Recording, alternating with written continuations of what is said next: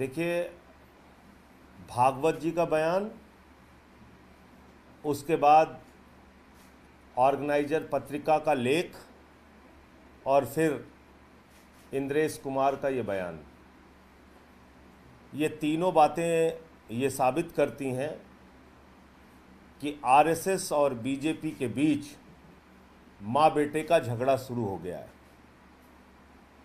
और अब बेटे ने अपनी मां का त्याग करने का अभियान शुरू कर दिया है और मां ने बेटे को सबक सिखाने का अभियान शुरू कर दिया है। और इसकी शुरुआत होती है जेपी नड्डा जी के बयान से। जेपी नड्डा साहब कहते हैं कि जो अटल जी की बीजेपी थी उसको तो आरएसएस की जरूरत थी, मोदी जी की जो बीजेपी है इसको आरएसएस की जरूरत नहीं है। ये किसी और का नहीं, भारतीय जनता पार्टी के राष्ट्रीय अध्यक्ष आदरणीय जेपी नड्डा जी का बयान है।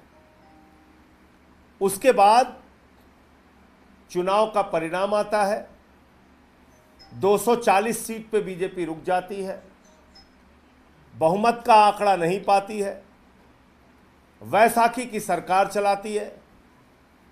भागवत जी का बयान आता है, मणिपुर 1 साल से शांति की राह देख रहा है, मणिपुर में हिंसा जारी है, उस पर कोई कार्रवाई नहीं की गई।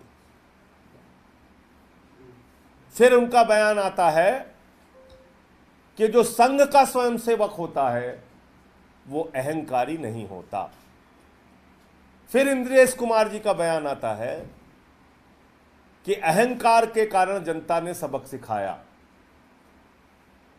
ये तीनों बातें क्या साबित करती हैं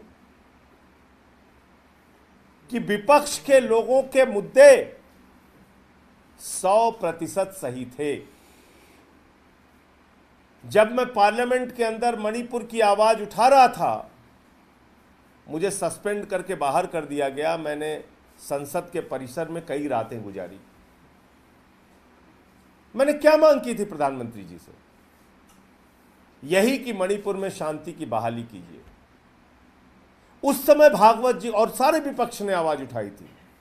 उस समय शायद अगर भागवत जी बोलते तो सरकार को या तो सचेत होना पड़ता, कार्रवाई करनी पड़ती, या फिर आज जो 240 का परिणाम आया है यह परिणाम और कम आता। इंद्रेश कुमार जी कह रहे हैं अहंकारी हो गए। अरे भाई, अहंकार के एक नहीं कई लक्षण आपको दिखे सामने। 10 साल का इतिहास उठा के देखिए।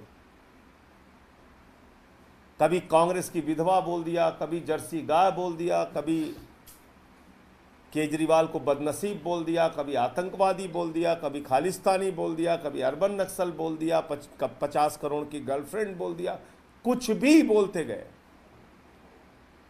और चलो ये तो राजनीतिक लड़ाई की बात हो गई। आपने भाषा की सारी मर्यादा पार कर दी। मटन, मुगल, मदरसा, मुजरा, ये शब्द बोल रहे हैं भारत के प्रधानमंत्री। सारे विपक्ष को पकड़ पकड़ के जेल में डाल रहे हैं। केजरीवाल साहब को पकड़ के आपने जेल में डाल दिया। अरे अहंकार की सीमा तो तब पार हो गई जब इन्होंने गाना बनाया, जो राम को लाए हैं हम उनको लाएंगे।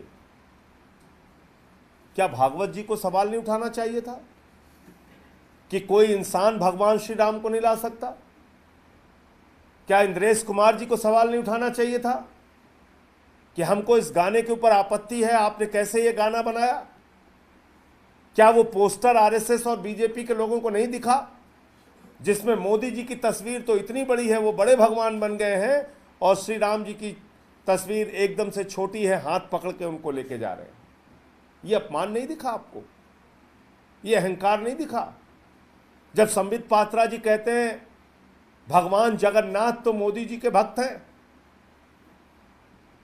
आप मुझे बताइए, तब अहंकार नहीं दिखा? जब जेपी नड्डा जी ने कहा कि मोदी जी देवताओं के देवता हैं, तब अहंकार नहीं दिखा? जब खुद मोदी जी ने कहा मेरा जन्म बायोलॉजिकल नहीं हुआ है, मैं तो अवतार हूं। तो इससे बड़ा अहंकार का क्या उदाहरण होता है, जब आपने अपने आप को भगवान से ही ऊपर मान लिया।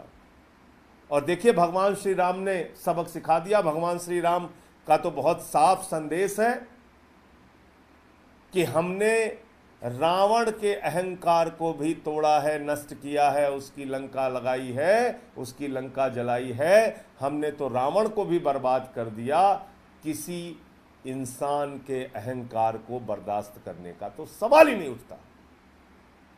और इसीलिए राम पथ गमन मार्ग हमारे उत्तर प्रदेश में है। जिन रास्तों से प्रभु श्री राम होकर गुजरे, अयोध्या हारे, सुल्तानपुर कुशभवनपुर हारे, प्रतापगढ़ हारे, कौशाम्बी हारे, प्रयागराज हारे, चित्रकूट हारे, रामपुर हारे, सीतापुर हारे, श्रावस्ती हारे। अरे तो भोले शंकर की थोड़ी बहुत कृपा हो गई, वरना काशी से भी हार जाते। भोले शंकर की थोड़ी बहुत कृपा हो गई, वरना काशी से भी हार जाते। कांग्रेस को अपने इतिहास में सबसे ज़्यादा वोट 4,65,000 वोट वहाँ मिला। 52 से लेकर अब तक कांग्रेस कभी इतना वोट नहीं पाई।